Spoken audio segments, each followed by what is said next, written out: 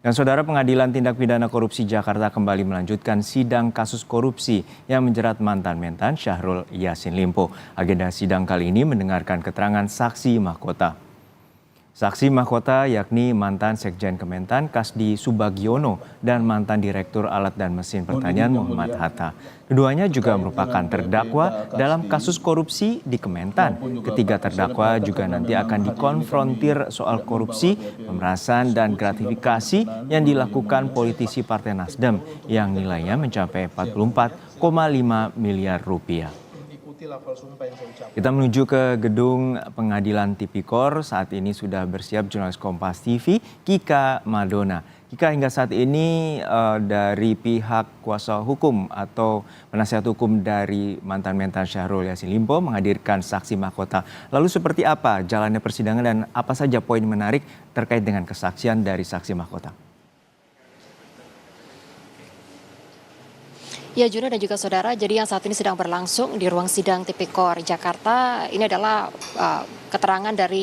menggali keterangan dari saksi mahkota, di mana saksi mahkota ini merupakan para terdakwa yang hari ini dihadirkan dengan kapasitas sebagai saksi. Salah satunya yang saat ini sedang berlangsung adalah Kasdi Subagiono, di mana Kasdi Subagiono ini merupakan mantan sekjen dari Kementerian Pertanian. Tadi kami mendengar bahwa dari Hakim Ketua menanyakan kepada Kasdi Subagiono ada beberapa poin yang ditanyakan, diantaranya adalah mengenai mekanisme sharing. Jadi mekanisme sharing ini ada setelah sebelumnya ada pemenuhan dana operasional menteri, di mana dana operasional menteri ini setiap bulannya harus ada 100 juta rupiah. Nah, kalau dana tersebut tidak dapat terpenuhi, maka masing-masing dari eselon 1 diminta untuk kemudian patungan dengan nominal antara 50 sampai dengan 100 juta rupiah untuk memenuhi kebutuhan dari Menteri Pertanian Syahrul Yassin Limpo.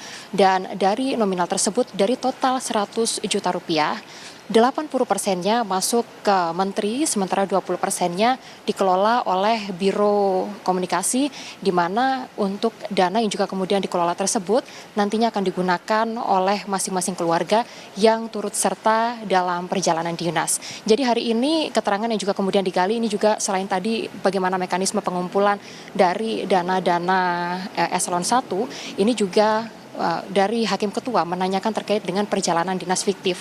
Tadi disampaikan oleh Kasdi ada beberapa negara yang dituju oleh Syahrul Yassin Limpo selama setahun terakhir, diantaranya adalah ke Roma, Italia, lalu juga ke Washington dan juga ke Arab Saudi. Di mana dari perjalanan-perjalanan ini memang ada anggaran resmi yang ditujukan kepada Syahrul Yassin Limpo dan juga istri. Namun pada saat perjalanan dinas tersebut, Syahrul Yassin Limpo diketahui membawa serta anggota keluarga lainnya, seperti misalnya putranya, lalu juga kemudian menantunya dan juga anak atau merupakan cucu dari Syahrul Yassin Limpo dan juga para asisten rumah tangganya.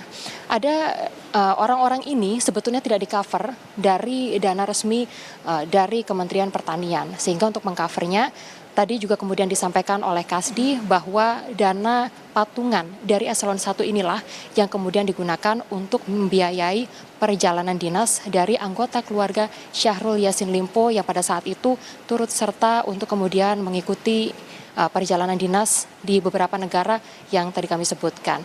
Persidangan hari ini masih berlangsung, di mana hari ini ada 3 orang yang berkapasitas sebagai saksi mahkota dan akan dikonfrontir langsung oleh Hakim Ketua, di mana diantaranya yang saat ini sedang berlangsung adalah saksi Kasdi, lalu juga kemudian nanti juga akan dijadwalkan Muhammad Hatta yang merupakan direktur dari Alat dan juga Mesin Kementerian Pertanian, lalu juga nanti akan dimintai keterangan yaitu Syahrul Yassin Limpo yang merupakan mantan dari Menteri Pertanian.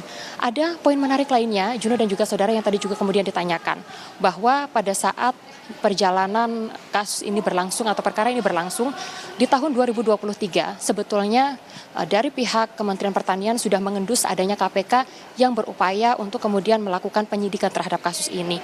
Namun ada instruksi yang tadi disampaikan oleh Syahrul Yassin Limpo kepada para bawahannya, diantaranya adalah untuk bisa menyampaikan kepada petugas KPK atau juga kemudian kepada para penyidik KPK untuk tidak memberikan informasi terlalu detail melainkan hanya memberikan keterangan yang normatif-normatif saja. Hal ini yang saat ini juga masih terus didalami oleh pihak majelis hakim, di mana hari ini seperti yang saya sebutkan tadi, ada 3 saksi mahkota yang hari ini akan diperiksa, diantaranya adalah Muhammad Kasdi yang saat ini Kasdi Subagiono maksud kami, yang saat ini sedang berlangsung, nanti akan dilanjutkan dengan Muhammad Hatta dan juga Syahrul Yassin Limpo. Jika hari ini pemeriksaan ketiga saksi mahkota tidak dapat diselesaikan secara sepenuhnya atau keseluruhan, maka persidangan akan dilanjutkan pada hari Jumat mendatang. Kami mendapatkan informasi, saudara, bahwa untuk sidang lanjutan yang agendanya adalah pembacaan tuntutan, ini akan berlangsung pada tanggal 28 Juni mendatang, dan untuk sidang putusan ini akan berlangsung pada tanggal 11 Juli mendatang. Jurnal kembali kepada Anda. Baik, terima kasih atas laporan lengkap Anda, jurnalis Kompas TV, Kika Madona dari Pengadilan Tipikor Jakarta.